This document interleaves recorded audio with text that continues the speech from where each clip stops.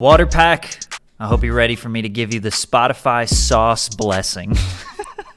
Make sure you're hydrated while watching this video. Last time I spent $1,000 on Spotify playlist promotion, I was able to generate 50,000 streams. However, we don't really know if these streams were real or not. Spotify experts say that 99% of people who charge for a playlist placement are scammers, flooding your song with fake streams and botted plays. So it's very possible that in our last campaign, we got some of those fake streams. But I think I found a way to weed out the scammers and find the playlists that have real people listening to them and following them. My budget for this campaign is $500. And if we want to recoup our $500 investment, that means we would have to generate roughly 125,000 streams, which I'm gonna warn you right now, we're probably not gonna hit that, but of course, we're gonna try. When doing a music marketing campaign, don't expect an exact return on your investment. A lot of marketing is trial and error, and it could be very costly. So only spend what you can afford to lose, and hopefully I can guide you in the right direction. Step one is obviously having a song to promote, and I have an entire album that I conveniently just released. Black Hole Sun, which is track 1, is the song that's performing the best, so it's probably likely that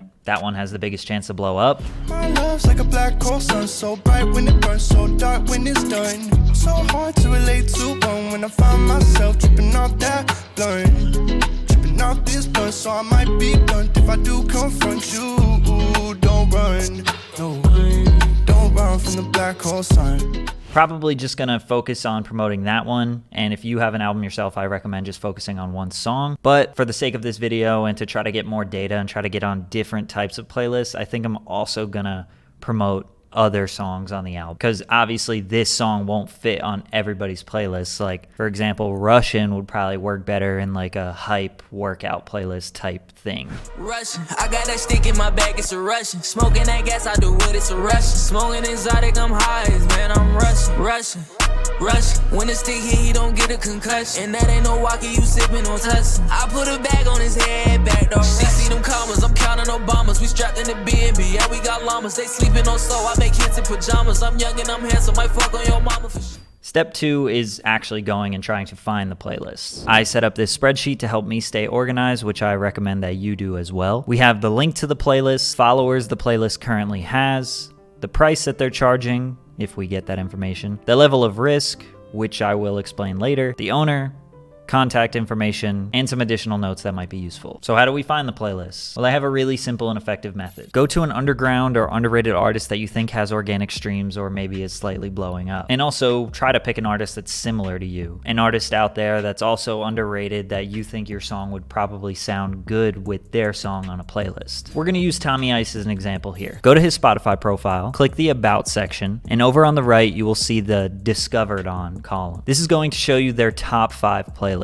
Essentially, these are the playlists that are generating Tommy Ice the most streams. Start with the first one. Immediately, I would be thrown off by the playlist title, like, bruh, contact info in the title, what even is that? It's very scammy-like, but it's actually legit, or pretty legit, and I'll get to that. First thing you want to do is just scan it. Look at who's in the top 10. Right off the bat, it looks like almost all underground artists and not any super famous ones. Second thing, you look where it says created by and click on their profile. Look at their followers. If they have 0 followers, that's definitely a red flag, or any like super low amount of followers.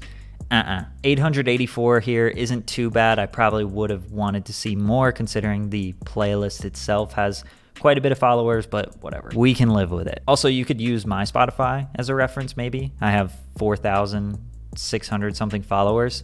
Totally grown organically. Now let's look at any other playlist that they may have on their profile. For this curator, it looks like he only focuses on this specific one. The last step that I do that is pretty crucial to the research is go over to Chartmetric and analyze the playlist growth over time. Now, I'm really sorry to say this, and I hate when this happens in a video, but Chartmetric is a paid service, and even on top of that, it's pretty expensive. $140 a month. Maybe you and some friends or some artists can come together and split the cost, or maybe you buy it for 1 month. I don't know. Chartmetric didn't pay me, so I'm not going to convince you to buy it, but it is a powerful tool, and I'll show you how it works. Go over to the search bar and search whatever artist you're looking into. You can also search playlists and albums and curators, but We're just going to continue with our example, Tommy Ice. Go down to the playlist tab, which you'll see over on the left. Now, these are essentially all of the playlists that this artist has a song in or multiple songs in. Sort by follower count, and you can get from high to low the biggest ones that they're featured in. Scroll down until you find the playlist that you're actually trying to analyze. Highlights by T-Madi, we got it. Right away, pretty much the first thing you're going to see is the followers that this playlist has and essentially the growth over time. So this is the past 3 months. And normally right away I would look at this and it looks like a very unnatural growth pattern. Playlists don't usually have a giant spike. They don't usually go viral or blow up. But before the spike, it was looking pretty good. About 25 followers a day or whatever on average. And then out of nowhere, 2,700, 2,300, 800, and then it kind of slowly goes back to about 100 followers a day. So definitely an unnatural growth pattern here. If I were you, I would flip through, look at the 1 month timeline, the all-time timeline, and look at the growth and how many followers it's gained or whatever. So it's pretty much looked good until that spike. So normally I'd be thrown off, but let's just keep looking into it. Here's an example of what we would want to see. This is a promoting sounds playlist. As you can see, very consistent, steady growth over time. Or here's an example of one of my playlists, Little Moments of Hype, which came from my YouTube channel, but generally pretty steady upward growth. But going back to the TT Madi playlist, I'm not going to totally rule this one out yet. The last step that you want to do here is just kind of use your own logic. I searched TT Madi as he instructed it in the description on Instagram, and I found out that he's a real influencer. He's a Fortnite player with a organic following and a very active YouTube channel. So maybe on the day that he had the big growth on his Spotify playlist, he just shouted it out on Instagram or on YouTube to his thousands of followers, and then it had a huge surge. I mean, every time that I promote my Spotify playlist, it gets a pretty significant bump up. So honestly, logically thinking, seems legit. I would add this playlist to my spreadsheet, and I would say it's about a 35% risk, or I'm about 65% confident that this is legit. And these are just numbers that I kind of made up, and I recommend that you make up yourself. Because this guy seems to be a full-time creator, I don't think he's really going to spend that much time botting a playlist and trying to scam people out of 10, 20, 30, 40, 50 bucks. But at the same time, his follower count on Spotify on top of the chart metric growth just looks a little weird, so that's really where the risk comes in. So now all you want to do is just keep repeating that process. Keep looking at playlists, analyzing them on chart metric, and seeing if they're legit. And sometimes you won't find any data on chart metric. If we go back to Tommy Ice's top 5 playlist, if you go to the second one, that's not even on chart metric. I tried to find it, but it's not there. But if you look at the page's followers and kind of analyze the rest of it, it seems pretty legit, and it probably is. But without any chart metric data, you're kind of just taking a shot in the dark. And if you want to take a risk and pay for a placement, that's up to you. But for me, if it's not on chart metric, I don't want to risk it. Another thing you should be aware of is that chart metric is a little buggy. Sometimes the data isn't 100% accurate. Unfortunately, the program is expensive and it's also not perfect. Let me show you a few examples. A few of my personal playlists, chart metric isn't even tracking the data for those playlists, but it is on the website and it does recognize it as a playlist. It's just not tracking the follower growth or anything like that. But also for 2 of my playlists, it is tracking the data, and everything's all good. All of them are legit playlists that I've grown organically. I've never advertised them other than just telling people in my YouTube videos to go follow them. So why are some of them being tracked and why are others not? I don't know. So if everything about a playlist looks legit and there's just one little like chart metric thing that isn't satisfying you, like maybe it could just be a little bug or a little glitch. But again, just gotta be careful. And remember how I said 99% of playlists are scams? Let me show you what that looks like. These are 3 examples of playlists that are charging people for placements. So they have, an email or an Instagram in bio that says, hey, contact us for placement. This is extremely unnatural growth if it's not totally obvious, and they are for sure botting their playlists. You have these massive unnatural spikes up or a massive unnatural spike down. And when you're doing this research yourself, this is mostly what you're gonna find. Playlists that have these crazy just graphs and lines, growth, followers, dip, all kinds of crazy shit. From the outside, You wouldn't even know. So if you didn't have this program, like, I know it really seems like I'm selling this program, but it's super valuable. Chartmetric, you owe me. But in my opinion, just don't be risky. If you see something that looks relatively unnatural, or you just have a hunch that it might be fake or not legit, don't take the risk.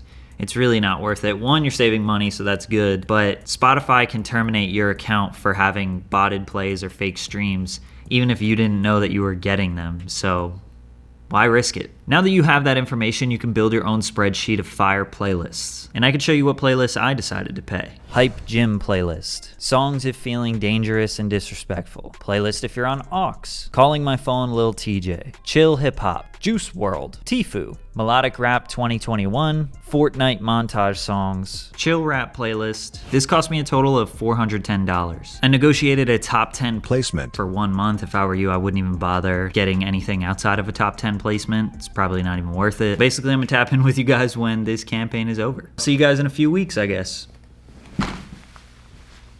I also wanted to try out Submit Hub, which I know is a really popular aggregate for aspiring artists to submit to blogs and playlists and YouTube channels and things of that nature. Essentially what they do is bloggers and YouTubers and people of influence sign up with the website, and then you and I, the artists or people who are looking for promotion, will pay to submit our music to those curators. They also have a free version called the standard version, but it says that there's no guarantee of a response or feedback, so what does that say? You ain't getting shit.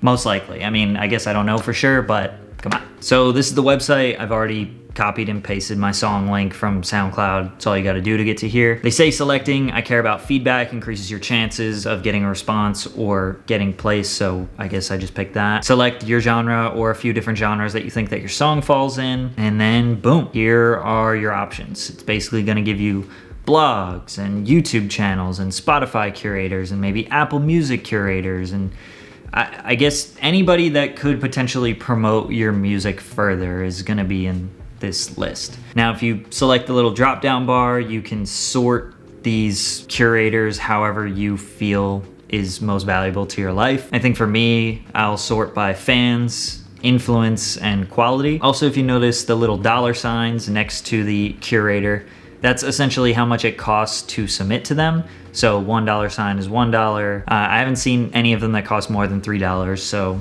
I guess it's pretty cheap. Basically, you pay a small fee, you roll the dice. You're definitely gonna get it listened to. I don't know who polices that. I don't know who makes sure that they actually do that, but I guess they do. And you take a shot. The max you'll spend is $3. Some of them 2, some of them 1. I feel like it's not that bad. I mean, it's a gamble. I spent $20 and submitted to 10 different playlists. I got 1 Instagram shout out of it, which I didn't even know was possible, and the other 9 denied me. You get a little email with the feedback. Pretty much every single one that denied me gave me positive feedback. They said they liked the melody, they liked the chorus, it's super catchy, it's super fun, I loved it, but they're not gonna playlist it. So they all like the song, but they don't wanna promote it. Don't really know why. They don't really explain further. I mean, we all think our music is good. Maybe they're just lying. Who knows the reason why they particularly denied it? Music is subjective. They can do whatever they want. If you value feedback, you can definitely pay and get some, so that's pretty cool. But I do feel like it is kind of lucky to get placed. You could spend hundreds of dollars and never get there, or I guess you could pay $3 and maybe get a huge placement. At least it's pretty cheap to submit. If you want to burn 30, 40, 50 bucks and try to submit to a bunch of them, I'd say like maybe try it out.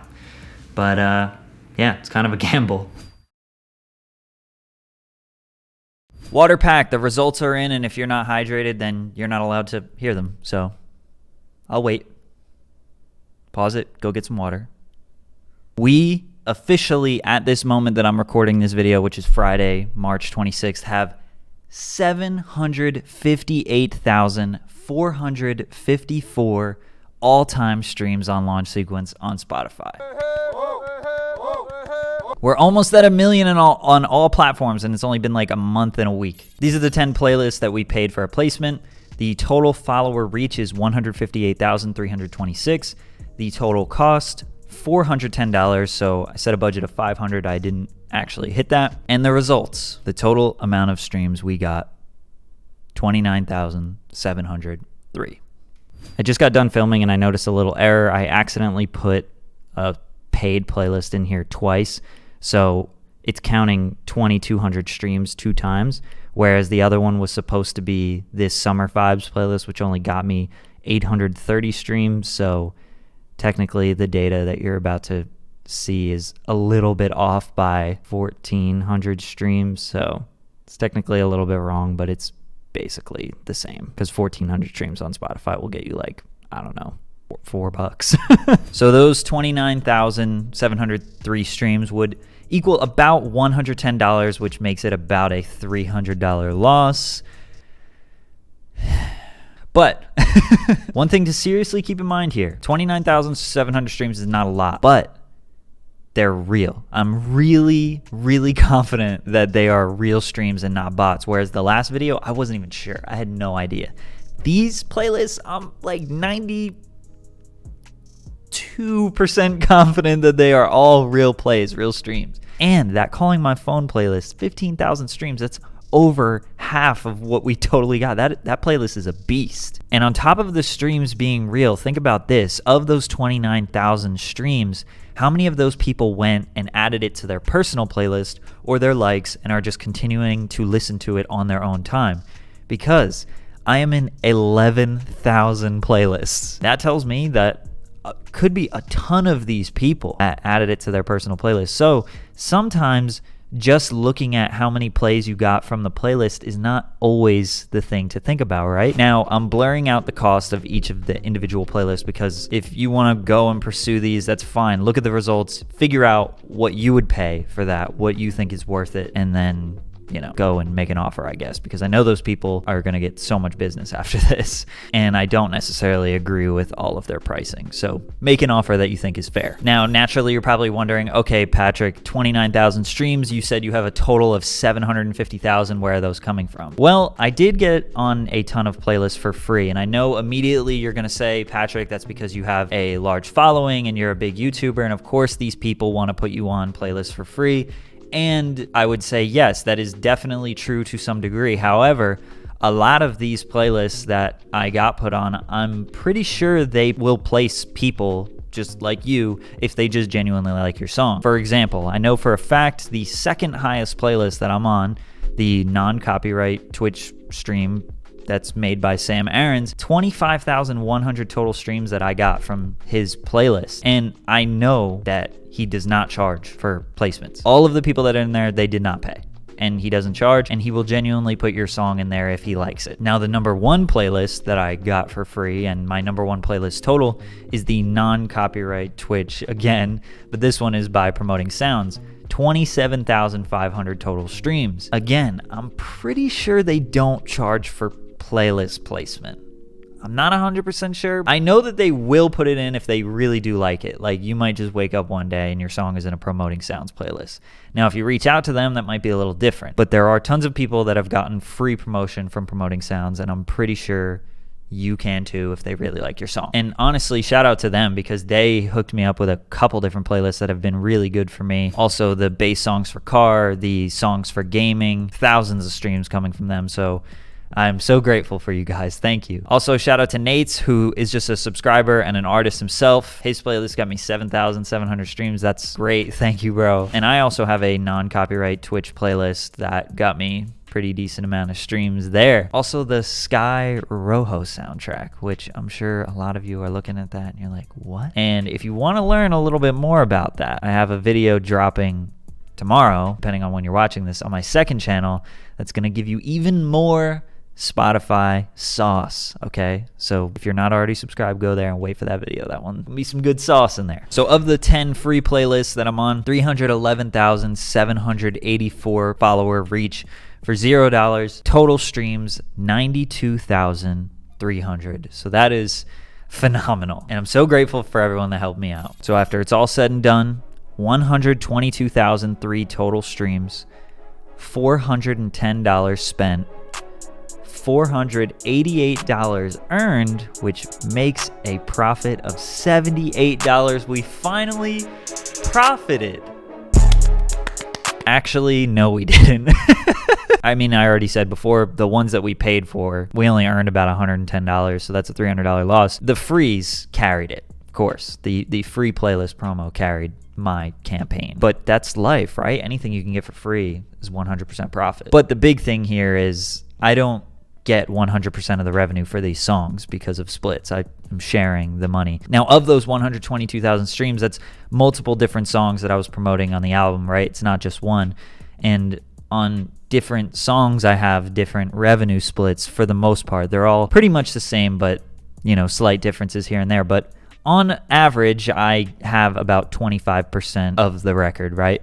So really that becomes a $122 earned, making that a $288 loss, because I'm the one putting up all the money for promotion, but I'm really only receiving an average about 25% of the revenue back. So it makes it that much harder to turn a profit. And overall, I don't know if I'm really gonna profit this whole album unless it really starts to take off organically. So stream launch sequence, not because I need to make my money back, but because you actually will probably find a song or two on there that you really do like. And yeah, if you're not already subscribed to the water pack, then join, baby. We're drinking water every day, staying hydrated, and talking about music and stuff.